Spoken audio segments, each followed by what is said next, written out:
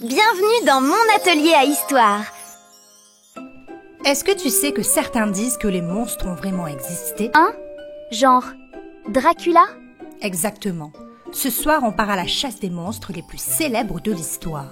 Des créatures qui ont fait trembler les villages et rêver les enfants. Mais avant d'allumer la lanterne, abonne-toi. Chaque mercredi et vendredi à 17h, on découvre l'histoire, la géo et les sciences. Prêt?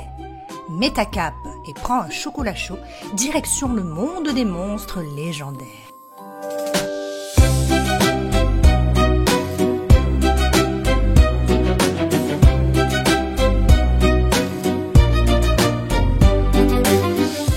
Commençons par le plus célèbre, Dracula.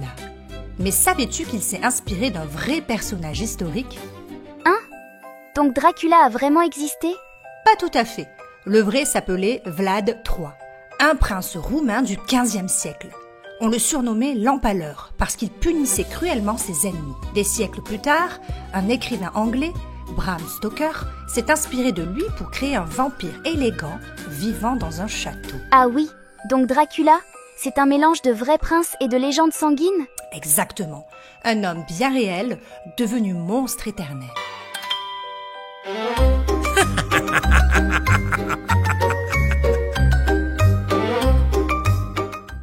Deux siècles plus tard, en France, une autre créature a terrifié tout un pays, la bête du Gévaudan. Ma maîtresse en a parlé.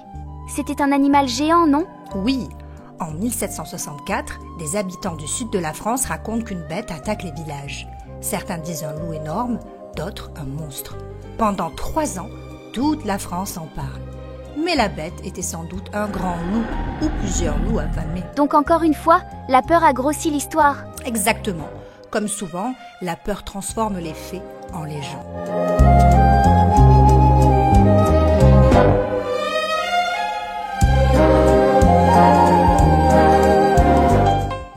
Au XIXe siècle, une jeune femme anglaise, Mary Shelley, écrit un roman incroyable, Frankenstein.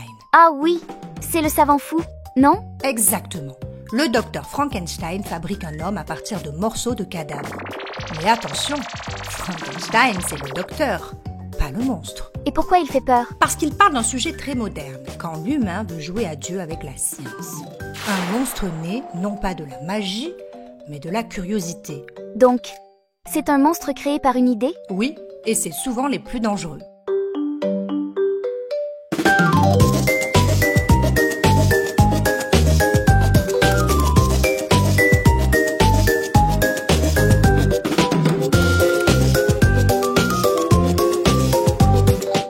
Direction l'Écosse. En 1934, une photo fait le tour du monde. Une tête étrange sort d'un lac. Les journaux crient au miracle. Un dinosaure vivant. C'est le monstre du Loch Ness. Oui, Nessie pour les intimes. Mais la photo était un faux, un canular. Pourtant, depuis des milliers de visiteurs viennent espérer l'apercevoir. Donc, même une invention peut devenir une vraie légende. Tout à fait. Parfois, il suffit d'un peu d'imagination et d'un bon photographe.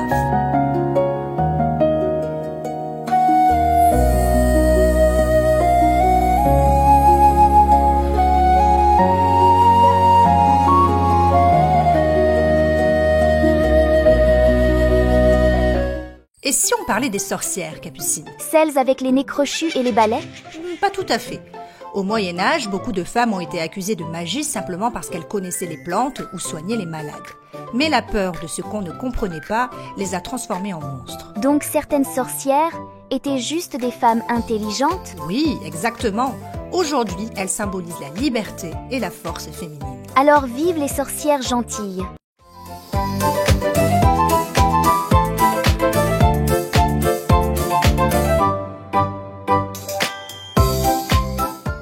Et si je te disais que les monstres existent encore? Où ça? À l'intérieur de nous.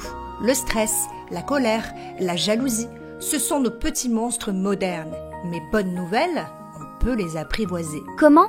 En les regardant en face, comme les héros d'autrefois. Les monstres changent, mais les humains gardent leur courage. Donc, même nos peurs peuvent nous apprendre des choses? Exactement, ma puce. C'est ce qui nous rend plus forts.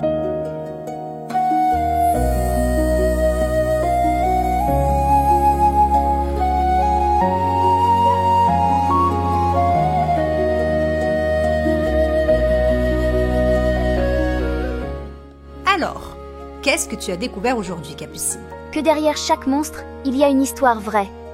Dracula, la bête du Gévaudan, Frankenstein, Nessie, les sorcières. Tous viennent d'une peur, d'un mystère ou d'un rêve humain. Tout à fait, et c'est pour ça qu'ils reviennent chaque année pour Halloween.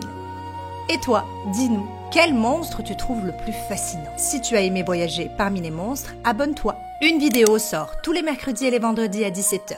Et souviens-toi, les monstres ne vivent que dans les histoires qu'on ne comprend pas encore. N'oublie pas de dire à tes parents qu'ils peuvent nous retrouver sur Facebook, Instagram et TikTok à Mon Atelier à Histoire. Ils y trouveront des conseils et toute l'actualité de la chaîne.